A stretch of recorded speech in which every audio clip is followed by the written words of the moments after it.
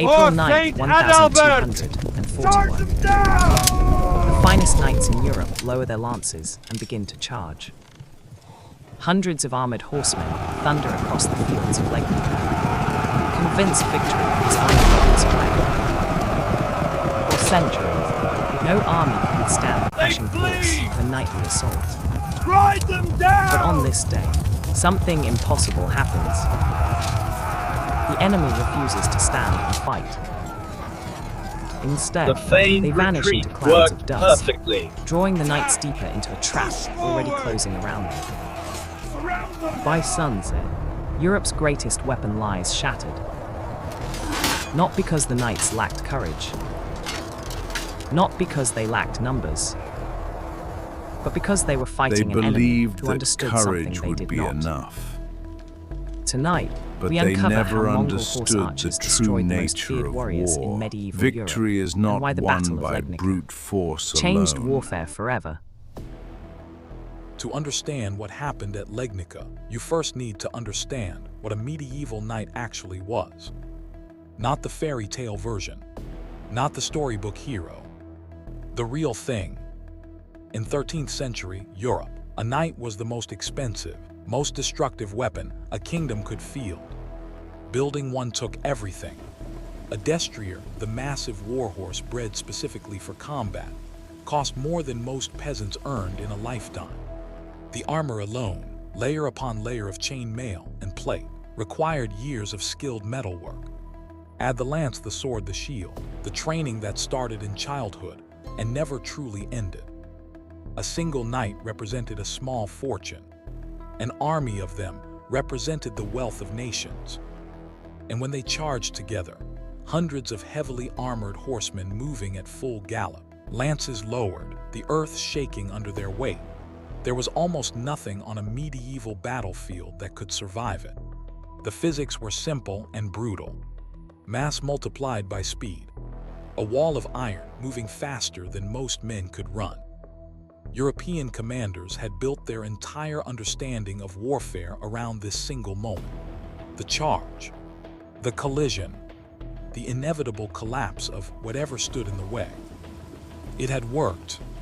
For centuries, it had worked. Rebellions were crushed under it. Rival kingdoms broken. Every enemy who had tried to stand against a coordinated heavy cavalry charge had eventually learned the same lesson.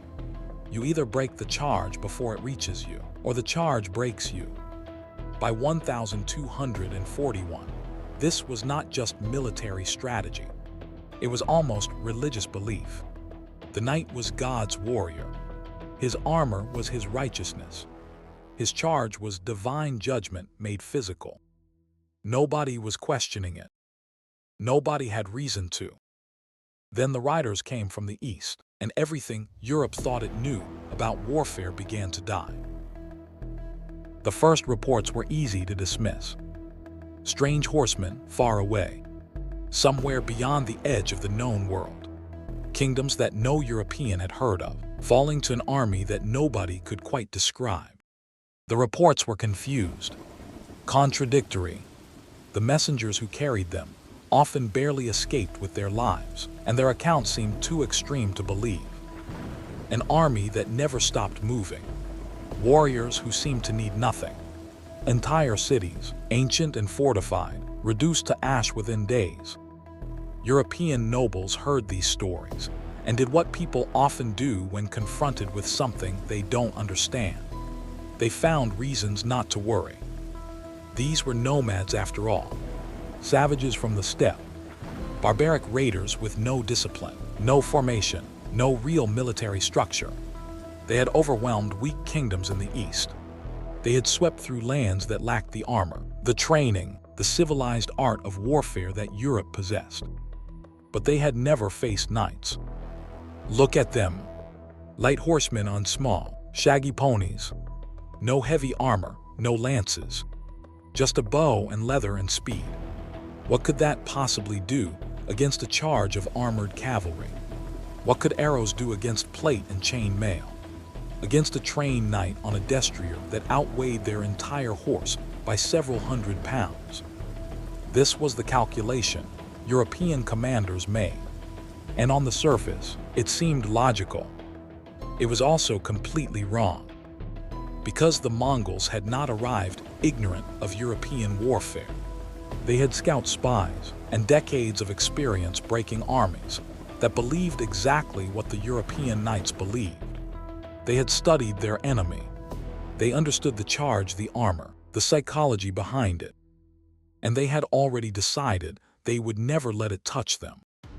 The Mongol military machine operated on principles so different from European warfare that the two systems almost existed in separate realities. Where European armies moved at the pace of their slowest supply wagons, Mongol warriors carried what they needed on their horses. Each rider kept multiple mounts, rotating between them constantly, which meant the Mongols could cover distances in days that would take European forces weeks. Their entire campaign into Europe had been planned with this in mind. Rivers, winter conditions, supply lines, the political fractures between European kingdoms, all of it calculated, all of it used. By the time Polish forces realized the Mongols were inside their territory in force, the trap had already been constructed around them. But there was still the question of how exactly a force of lighter cavalry intended to destroy armored knights in open battle. The answer had been riding on their backs for their entire lives. Forget what you think you know about bows. The weapon the Mongols carried was not the simple wooden longbow that European archers used. It was something engineered over centuries, refined through generations of riders who lived and died on horseback. The Mongol composite bow was built in layers. Horn on the belly, the side facing the archer which resisted compression. Sinew on the back, which handled tension. A core of wood between them, precisely shaped and dried over months or sometimes years before the components were ever glued together. The result was a bow that stored far more energy than its size suggested. Short enough to draw and fire from horseback without catching on the horse's neck. Powerful enough to punch an arrow through armor at close range. European archers had the longbow, which was formidable. But the longbow required a stationary archer and significant strength to draw. It was a weapon for men standing behind a defensive line. The Mongols shot from the saddle, at a full gallop.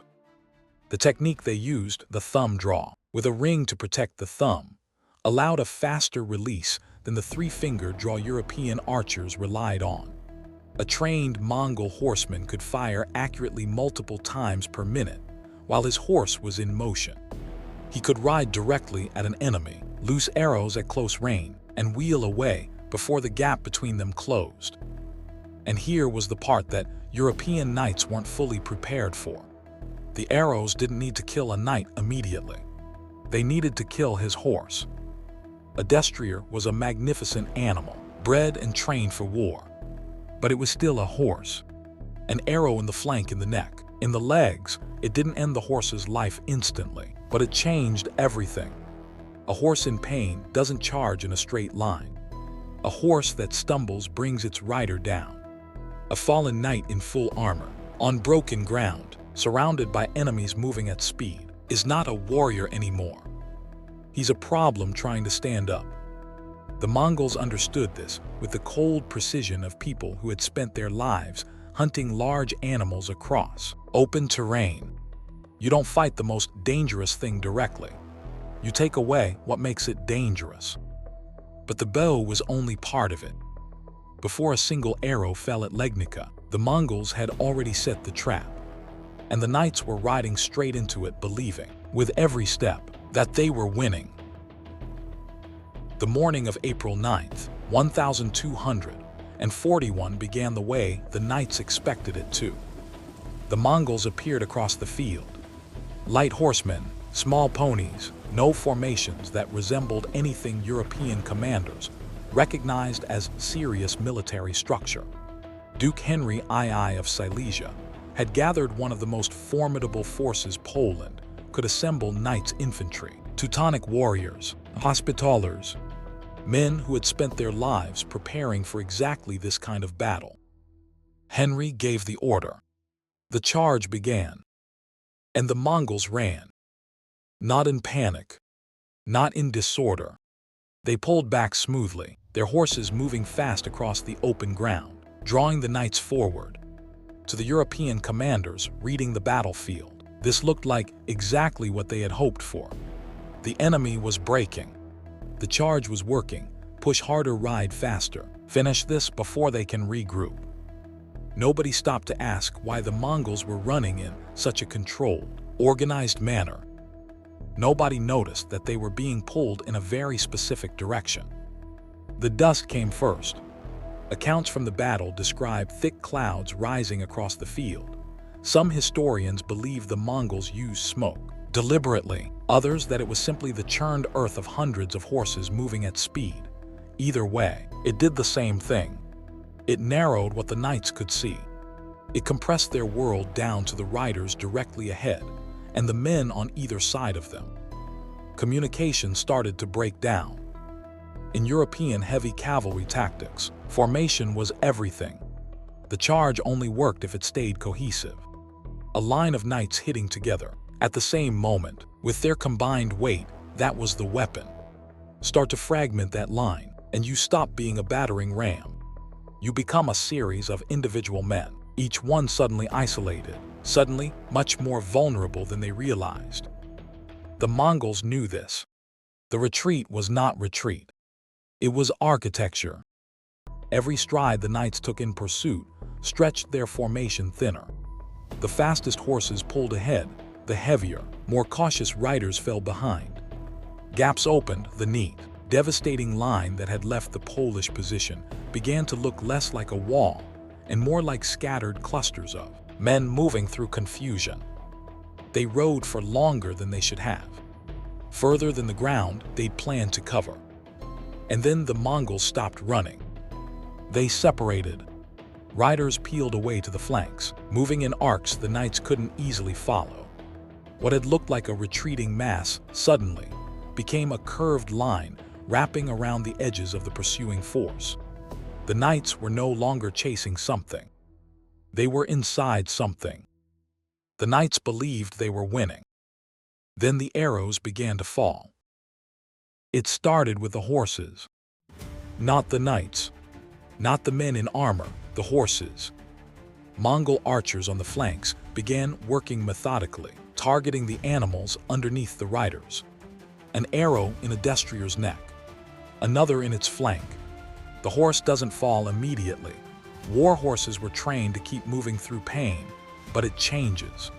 The stride shortens. The animal starts to fight its own rider. Direction becomes unpredictable. A knight whose horse is breaking down is no longer controlling the engagement. He's managing a crisis underneath him while trying to keep his weapon raised and his eyes on an enemy that won't stay in one place.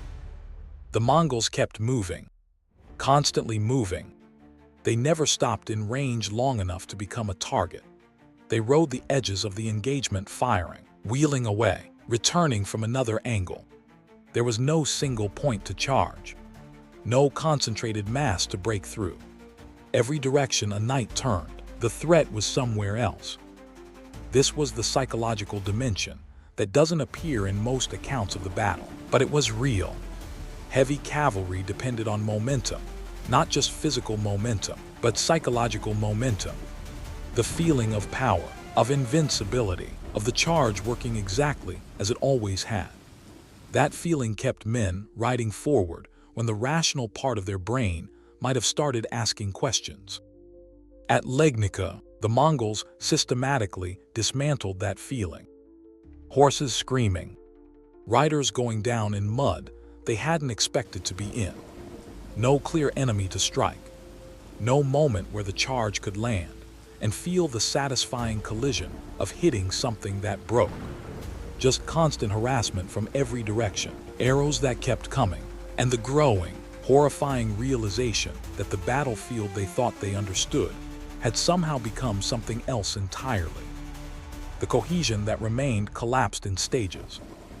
Knights who lost their horses became men in very heavy suits of metal, standing on foot, in the middle of an open field, surrounded by fast-moving cavalry. They couldn't run. They couldn't effectively pursue. They could only stand and take it, or try to group together into something defensible, which the Mongols simply rode around, peeling away anyone separated from the group. Duke Henry II was killed. The exact circumstances remain disputed by historians, but what isn't disputed is what happened to his army. The Polish force that had ridden out that morning, with every expectation of victory, was destroyed. Systematically, almost surgically, the Mongols took trophies, cut off the ears of the fallen to count the dead. By most estimates, the count reached somewhere near 9 ears for every one of their own losses. Legnica was more than a battlefield victory. It was a warning Europe did not fully understand until it was too late to matter. Two armies met at Legnica. They were not just fighting over a field in Poland. They were fighting over two completely different ideas about what war was supposed to be. European warfare in the 13th century was built on a philosophy of concentrated, decisive force. You gathered your most powerful weapon, you aimed it at the enemy's most powerful weapon, and you hit. Whoever had the stronger hit won. The knight was the physical expression of this philosophy taken to its extreme, the most powerful single combatant that medieval technology could produce, multiplied by hundreds, pointed at a problem. The Mongols operated from an entirely different starting point. War wasn't about the single decisive collision. It was about control. Control of space, control of tempo, control of what the enemy believed was happening. Speed was not a secondary quality, it was the primary weapon. Mobility was not a convenience, it was the entire system. Against European armies, these two philosophies had never fully collided until 1241, and the collision was devastating in one direction only. The heavy knight, for all his investment, for all his training, for all his genuine individual ferocity, was built for a specific kind of fight. Give him that fight, and he was extraordinary. Change the conditions, stretch his formation, exhaust his horse, remove the single decisive moment he was built for, and much of what made him dangerous began to disappear. The Mongols didn't try to outknight the knights. They made knighthood irrelevant. This lesson eventually reached European military thinking, though the process was slow and painful. Armor evolved in response, plate armor developing partly in reaction to the threat of arrows, attempting to reclaim the protection that chain mail had failed to provide. Tactics evolved.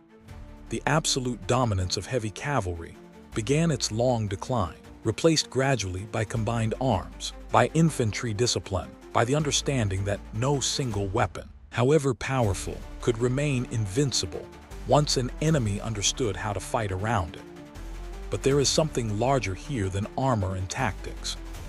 Legnica revealed a principle that runs through military history in every era, in every theater, on every scale. The side that controls the terms of the engagement almost always wins. Not necessarily the side with the most powerful individual weapon, not the side with the bravest soldiers or the finest equipment, the side that forces the enemy to fight in conditions that destroy everything that makes them dangerous. The Mongols were not reckless. They were not brutal in the mindless way their enemies preferred to imagine.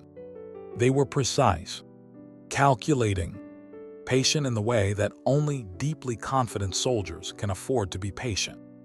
They came to Legnica knowing exactly what would happen. They left having proven it. For centuries, Europe believed victory belonged to the heaviest armor, the strongest horse, and the bravest charge. At Legnica, the Mongols exposed a truth that nobody who survived that field could deny. Speed could break power. Mobility could defeat mass. And on one spring morning in 1241, the greatest weapon in medieval Europe rode out across an open field and discovered, in the worst possible way, that it was no longer invincible.